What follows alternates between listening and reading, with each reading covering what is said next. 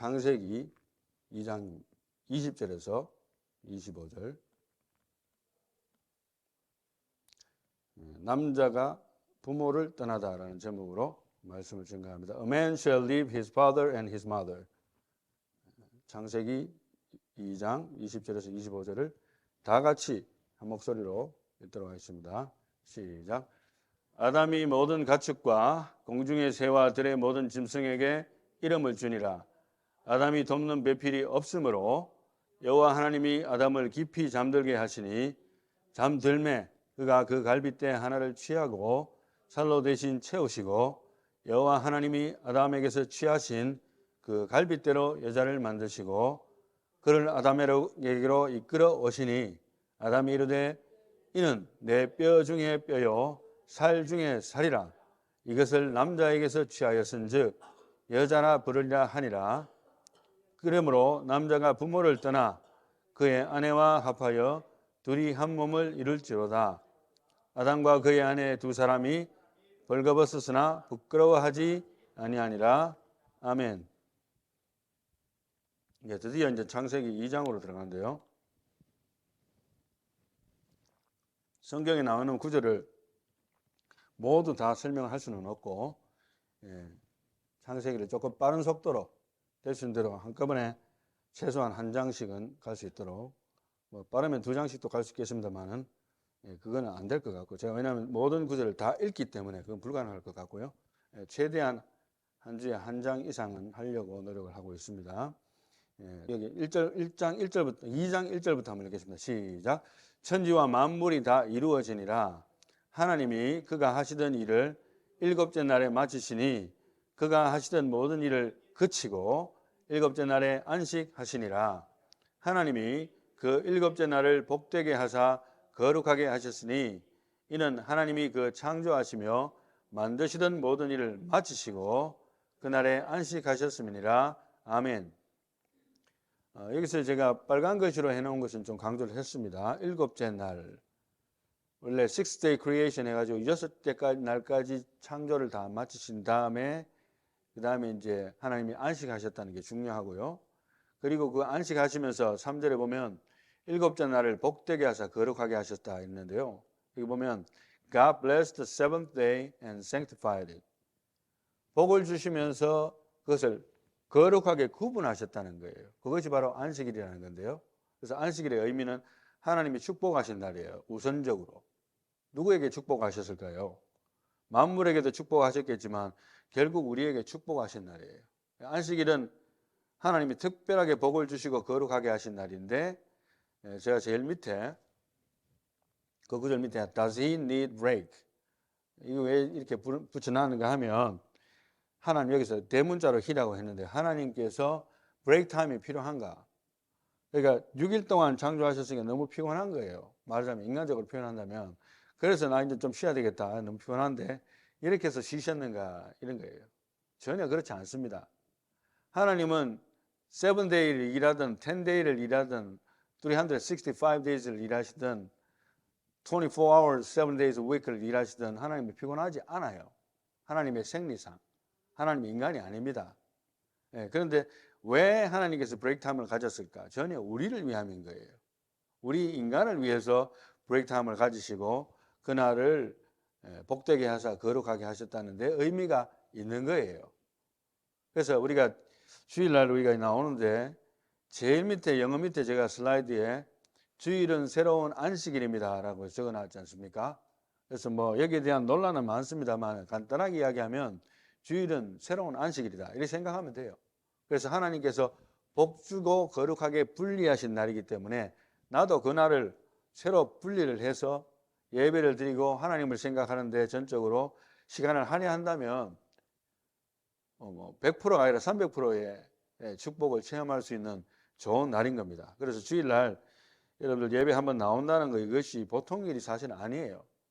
1년 365일 저도 목사이기 때문에 1년 365일 예배 참석하느냐 하지만 제가 앞에서 강단에 서지 않을 때도 저는 항상 예배를 드렸어요.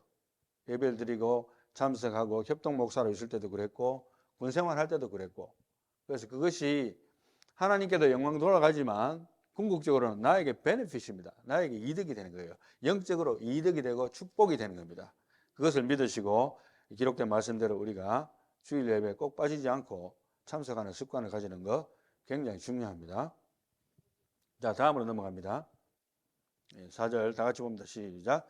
이것이 천지가 창조될 때에 하늘과 땅의 내력이니 여호와 하나님이 땅과 하늘을 만드시던 날에 여호와 하나님이 땅에 비를 내리지 아니하셨고 땅을 갈 사람도 없었으므로 들에는 초목이 아직 없었고 밭에는 채소가 나지 아니하였으며 안개만 땅에서 올라와 온 지면을 적셨더라. 아멘. 여기에서 이제 내력이라는 말이 나오는 것을 제가 그린 컬러로 하이라이트해서 영어로 the account라는 말로 했지 않습니까? 말하자면은 천지창조에 대해서 1장에서 일단 다 기본적인 결국을 다 이야기해 놔놓고 다시 하늘과 땅의 내력이라고 했기 때문에 한번 요약한다면 이렇게 이야기할 수도 있겠어요. 요약한다면 그래서 This is the account of the heaven and earth when they were created. 그거를 한번 요약적으로 설명한다면 하나님이 땅과 하늘을 만드시는 날에 땅에 비를 내리지 않았답니다. 사람이 이제 경작할 필요가 없고 자연스럽게 특별히 보면 여기 보면 안개만 땅에서 올라와 온 지면을 적셨더라. 지난번에 비닐하우스 이야기했듯이 밴드처럼 물이 지구를 감싸고 있고 공중에는 하늘이 있고 그 역할로 지구 온난화가 아주 적절하게 유지되면서 가습기가 필요 없는 것이죠. 말하자면 온 지면을 안개가 올라오면서 적시니까 가습기도 필요 없고 여러 가지 이유로 인간의 수명이 1000년 가까이 살 수 있던 그런 시대였다고 봅니다. 과학적으로 추정을 해보고 있다는 것을 이미 말씀을 드렸습니다. 그런 이야기가 대충 되고 있고요. 그래서 이제 지난번에 6일 창조에 대한 이야기 했고 다음 슬라이드 보게 되면 이제 6번째 날에 땅의 생명체와 사람을 만드셔서 이제 사람이 모든 것의 관리자가 되는 거예요. 동산의 관리자가 된다는 이야기인데요. 마지막에 사람을 만드신 걸 기억을 하셔야 되고 그 다음에 이제 7절을 다 같이 보겠습니다. 7절 시작. 여호와 하나님이 땅의 흙으로 사람을 지으시고 생기를 그 코에 불어넣으시니 사람이 생명이 되니라. 여호와 하나님이 동방의 에덴의 동산을 창설하시고 그 지으신 사람을 거기 두시니라. 여호와 하나님이 그 땅에서 보기에 아름답고 먹기에 좋은 나무가 나게 하시니 동산 가운데에는 생명나무와 선악을 알게 하는 나무도 있더라. 아멘. 부득이하게 제가 컬러를 좀 나누어서 하이라이트를 했는데요. 여기 보면은 생기를 그 코에 불어넣으셨는데 흙으로 사람을 만드셨지만 하나님이 생기를 불어넣으셨어요. 그러니까 사람이 생명이 됐다. 그린 컬러로 하이라이트하는 부분에 밑에 보면 영어로는 a living being, 살아있는 존재, 생명 이렇게 했죠. 생명이 들어간 영혼이 있는 생명체가 된 거죠. 그것을 의미하고 있습니다. 그 다음에 이제 또 동반의 에덴의 동산을 창설하셨다 했고 에덴 동산에 살게 했는데 그 밑에 9절에 보면 동산 가운데에는 뭐가 있다 했습니까? 생명나무와 선악을 알게 하는 나무도 있더라. 이제 참 재밌는 것은 우리가 생명나무도 그 동산에 있는 거예요. 근데 마귀가 유혹할 때는 이제 선악을 알게 하는 나무를 먹으라고 유혹을 했는데 생명나무는 먹지 않았다고 봅니다. 뭐 수많은 열매들 아름다운 게 있으니까 그 중에 하나인데 말하자면 숨은 그림 찾기처럼 숨어 있는데 어떻게 알겠어요? 어떻게 보면 하나님께서 이거는 생명나무니까 너 먹지 마라 이렇게 안 했어요. 희한하게도 선악을 알게 하는 나무만 먹지 마라 했거든요. 그것도 참 재밌지 않습니까? 그러니까 숨은 그림 찾기 속에 있는 거예요. 지금 생명나무는 그것을 인지하시고 The Tree of Life라 합니다. 생명나무는 그것이 동산 에덴 동산 가운데 함께 있었다는 거, 선악과와 함께 이것을 인지하시고 난 다음에 성경을 보신다면 아주 재미있게 스토리가 전개되고 있다는 것을 알 수가 있을 것입니다. 자, 그 다음에 10절 다 같이 봅니다. 강이 에덴에서 흘러나와 동산을 적시고 거기서부터 갈라져 네 근원이 되었으니 첫째의 이름은 비손이라 금이 있는 하윌라 온 땅을 둘렀으며 그 땅의 금은 순금이요 그곳에는 베델리엄과 호마노도 있으며 둘째 강의 이름은 기혼이라 구스 온 땅을 둘렀고 셋째 강의 이름은 히데겔이라 아수르 동쪽으로 흘렀으며 넷째 강은 유브라데더라. 아멘. 이제 지형적인 백그라운드가 나옵니다. 그래서 이제 창조과학계에서 나왔는 지도상으로 볼 때에 대체적으로 이라크와 요르단, 이란 이 주변에 티그리스 강과 유프라데스 강이 보이죠. 이 중심으로 어디엔가 연결되지 않았겠는가 하는 추정을 해보는 것이죠. 해보는 것인데 제가 거기에 이제 메모를 적어놨는데요. 에덴 동산의 위치에 대해서는 사실은 답을 한다면 모른다가 정답이겠죠.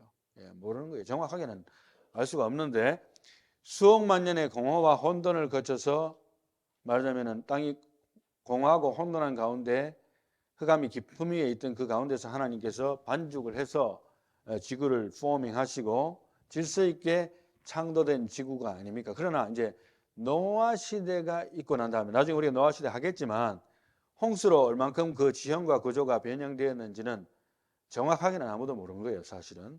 그래서 그 지형의 이름이라든가 모든 것들이 어떻게 구분되며 에덴 동산이 정확하게 어떻게 연결되었는지는 찾을 길이 모호합니다.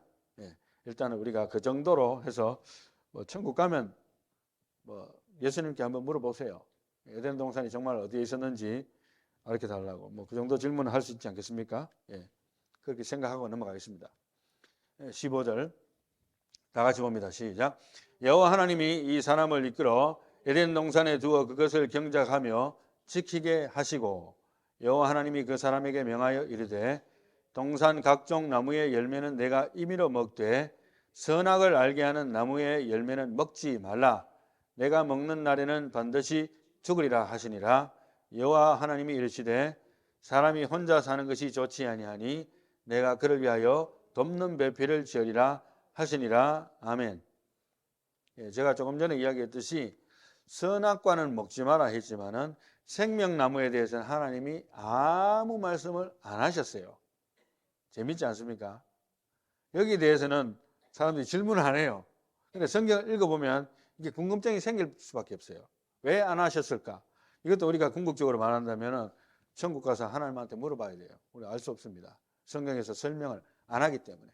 모르는 걸 아는 척 할 필요도 없고 너무 깊이 캐려다 하다가 잘못 해석하는 것보다는 모르는 것은 일단 모르는 것을 덮어두고 여러분들 천국 가시면 여러 가지 궁금한 거 다 물어볼 수 있습니다.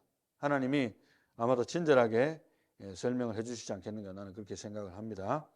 그리고 아울러서 이제 위에 15절에 경작하며 지키게 하듯이 동산지기가 된 거예요. 아담이 말하자면은 사람이 동산지기가 됐고 그다음에 이제 선악을 알게 하는 나무는 먹어서는 안 된다는 최초의 계명. 지난번에 최초의 인류에 대한 명령이 뭐라고 했습니까? 창세기 1장 28절. 생육하고 번성하여 땅에 충만하고 모든 것을 다스리라. 이게 최초의 명령이잖아요. 그럼 최초의 계명이 뭡니까? 그것은 선악 갖다 먹지 말라는 거예요. 딱 한 개. 너무 쉽지 않습니까? 먹을 거 셌는데, 그죠? 그 중에서 한 개만 먹지 말라는 거예요. 이거 too easy. 그런데도 불구하고 일이 저질러졌어요. 사람은.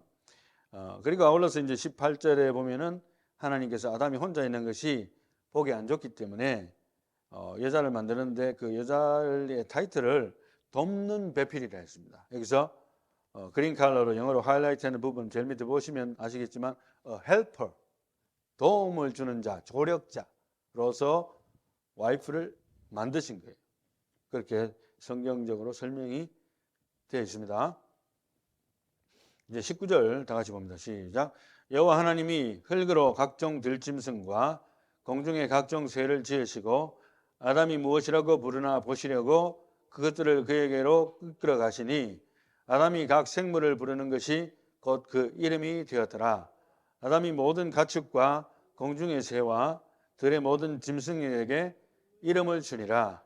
아담이 돕는 배필이 없으므로 여호와 하나님이 아담을 깊이 잠들게 하시니 잠들매 그가 그 갈빗대 하나를 취하고 살로 대신 채우시고 여호와 하나님이 아담에게서 취하신 그 갈빗대로 여자를 만드시고 그를 아담에게로 이끌어 오시니 아멘.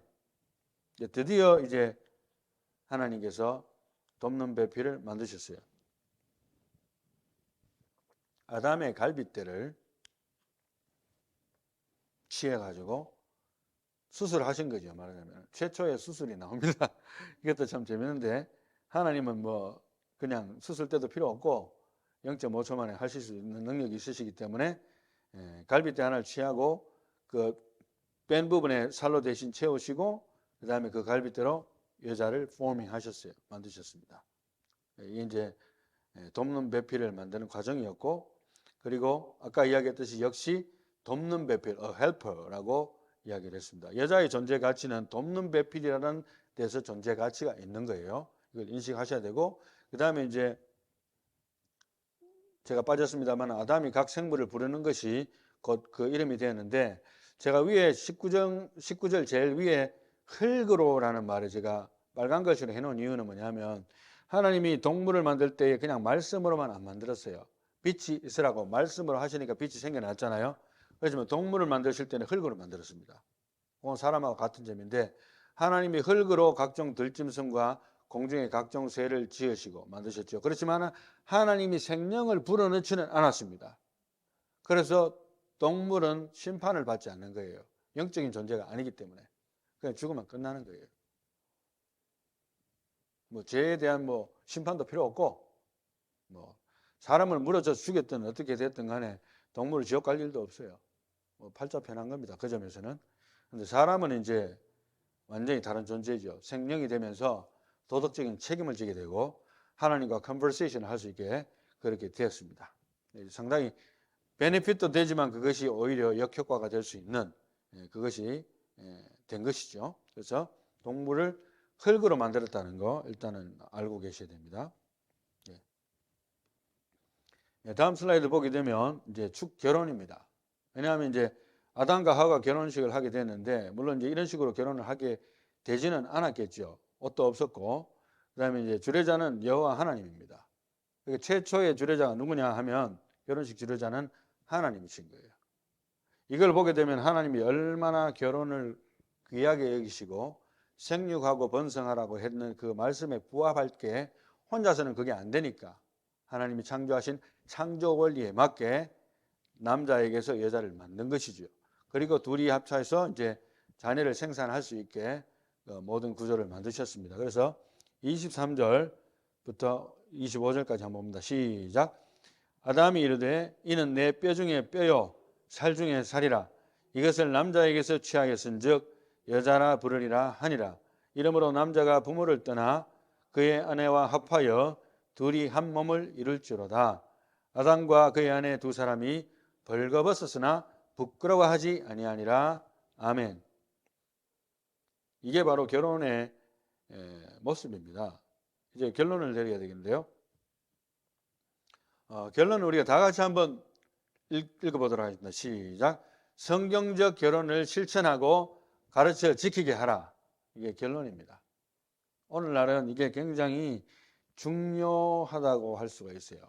이제 창세기를 참 잘했다 싶어요. 창세기를 그냥 빠른 속도로 지나간 적이 있는데 창세기 강의를 선택을 너무 잘했다 이런 생각이 드는데, 처음부터 기본 베이스부터 사람이 어떻게 살아야 되는 존재인지에 대한 것을 완전히 베이스부터 출발하는 이 성경이기 때문에 너무나 중요한 것 같아요. 그래서 첫 번째로 성경적인 결혼이 무엇인가? 그것은 가장 중요한 건 뭐냐면은 남자와 여자 1대1의 결혼입니다. 물론 이제 처음에는 일부 다처제가 허용이 됐어요. 왜냐하면 인류가 번식하는 과정에서 어느 정도 시점에서 그게 폐지가 되었습니다. 하나님의 법에서도. 어찌됐든 남자와 여자 사이에 1대1로 만나서 이게 결혼이 성립되는 겁니다. 그런데 왜 이제 이게 굉장히 중요한가 하면 오늘날은 남자와 남자가 결혼을 하는 거예요. 그래서 제가 오늘 또 어디에 이삿짐을 날라주는 일을 잠시 했었는데 파트타임으로 제가 용돈이 필요해서 미국에서 그런데 이 사람이 남자예요. 남자인데 이제 제 남편이 뭐 어쩌고 저쩌고 그렇게 이야기하는 거예요. 남자가 다른 대상을 남편이라고 부르는 거예요. 그때가 벌써 한 5, 6년 전인가 뭐 몇 년 됐는데 그 보고 약간 충격을 받았습니다. 제가. 근데 이게 지금 미국은 지금 현재 그게 공공연하게 지금 되었습니다. 정식으로 법적으로 그게 허용이 됐기 때문에. 그렇지만 미국이 허용한다고 해서 하나님의 법이 변하느냐, 그건 아니거든요.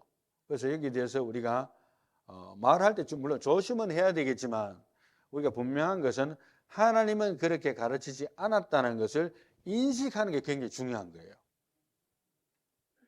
자녀들이 뭐라 하면 너 하나님은 원래 그렇게 안 만들었어. 성경에 창세기 1장 2장 읽어봐. 바로 답이 나오는 거예요. 예. 그 다음에 이제 물론 여자와 여자도 안 됩니다. 예, 그건 결혼이 안 되고 하나님이 인정하는 결혼은 안 되는 거예요. 그리고 이제 두 번째로는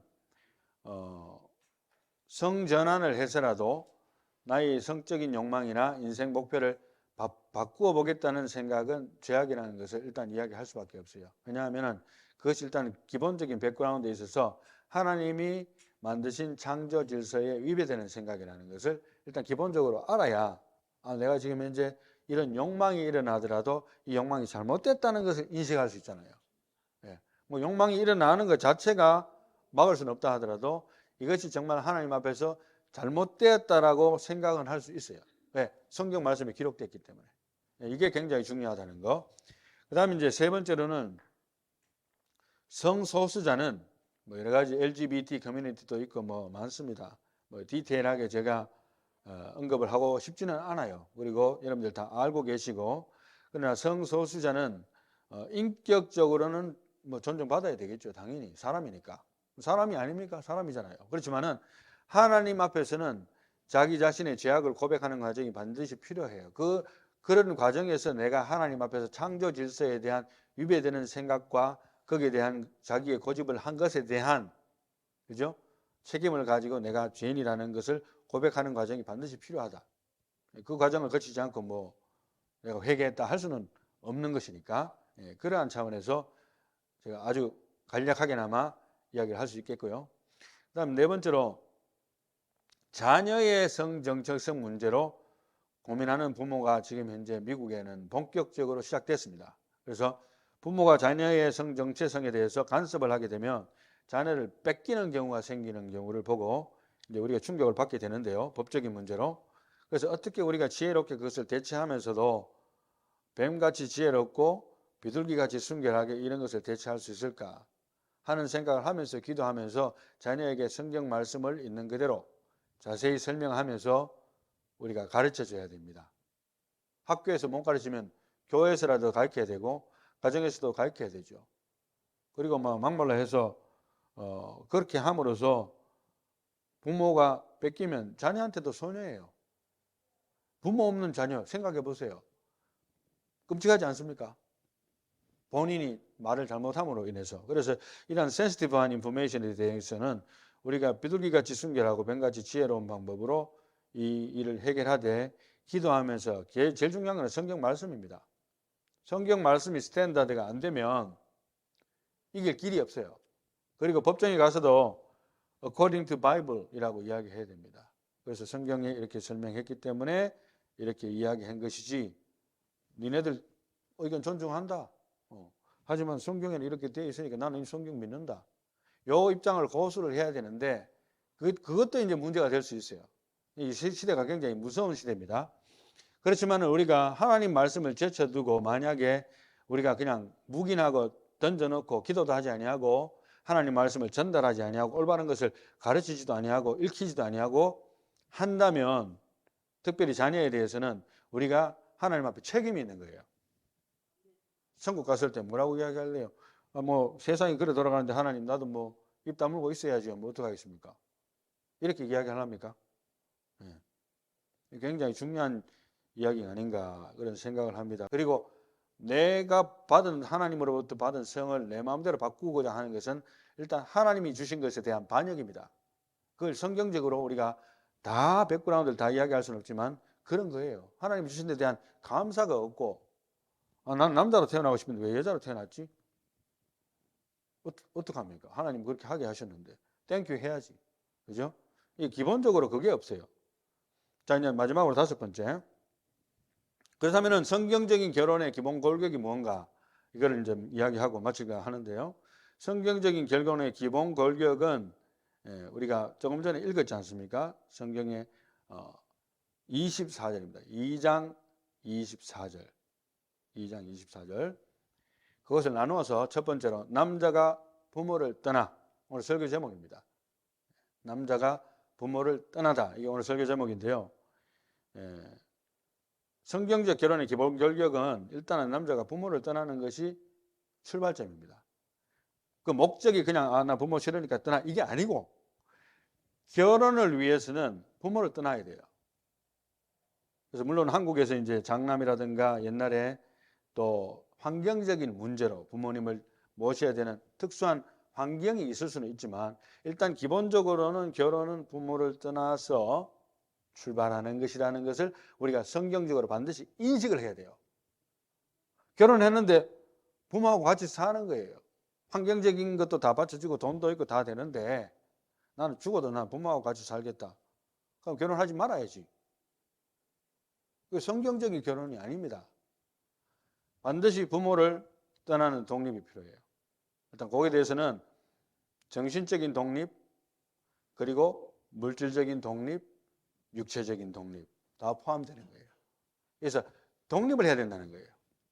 그런데 그 목적이 그냥 부모 싫어서 떠나는 게 아니고 그 목적이 넘버 2, 그의 아내와 합하여 이제 결혼할 여자가 생겼는데 나는 부모하고 같이 살 거니까 너 들어와서 살아.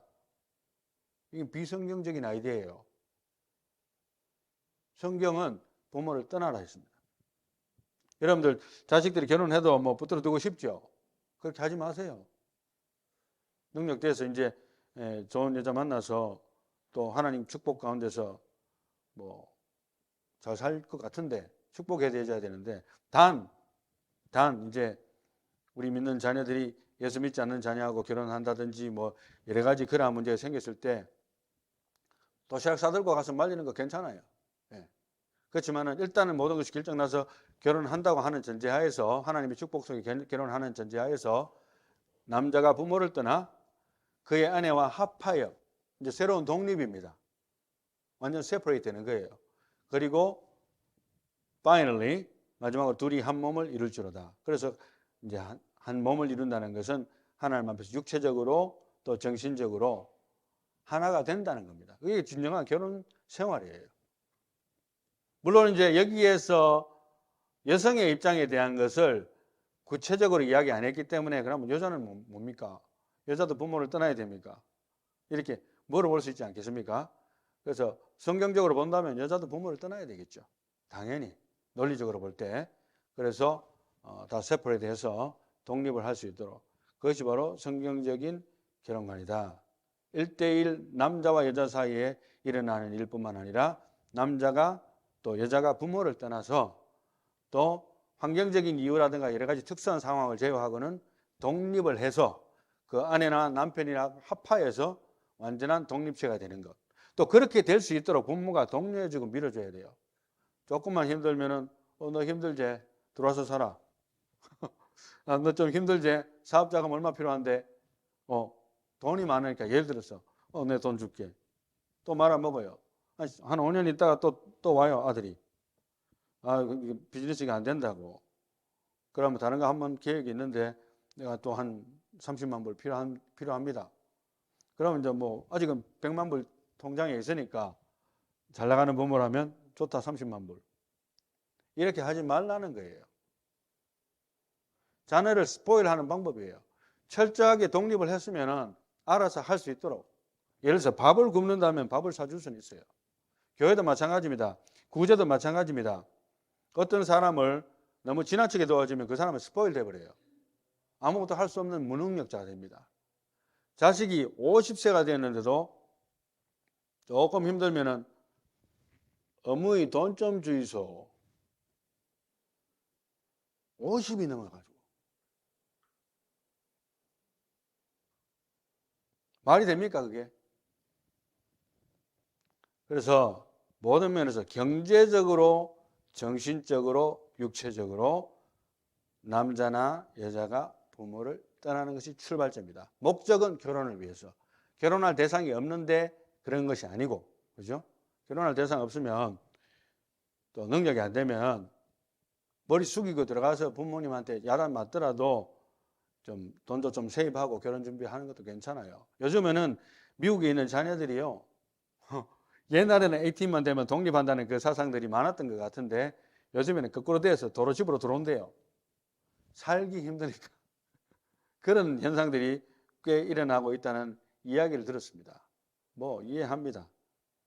그리고 미국에는 안 좋은 풍토가 뭐냐면 그게 이제 한국에도 많이 퍼졌는데요. 결혼도 하기 전에 동거를 하는 거예요. 그래서 그렇게 해가지고 결과적으로 안 될 수도 있고 하니까 또 집으로 들어오기도 하고 이러한 것들을 우리가 자녀들에게 잘 가르쳐서 커미트먼트 하기 전에는 동거하지 않고 부모하고 같이 살다가 결혼하게 됐을 때에 그죠? 부모의 서포트도 받고 모든 사람의 축복도 받고 하나님의 축복을 받는 가운데서 이제 아내와 합하여서 남편과 합하여서 독립해서 아름다운 가정을 이룰 수 있도록 그렇게 서포트를 해줘야 됩니다. 세상이 그렇게 돌아가도 우리가 우리의 자녀들이 그렇게 하는 것을 본다면 얼마나 좋겠어요. 저도 그렇게 되기를 바라고 앞으로도 여러분들의 자녀나 또 여러분 주변에 있는 지인들의 교인들의 자녀들도 다 그런 축복을 받기를 예수님의 이름으로 축원합니다. 성경적 결혼을 실천하고 가르쳐 지키게 할 수 있는 저와 여러분들이 다 되시기를 예수님의 이름으로 축복합니다. 이제 기도하겠습니다.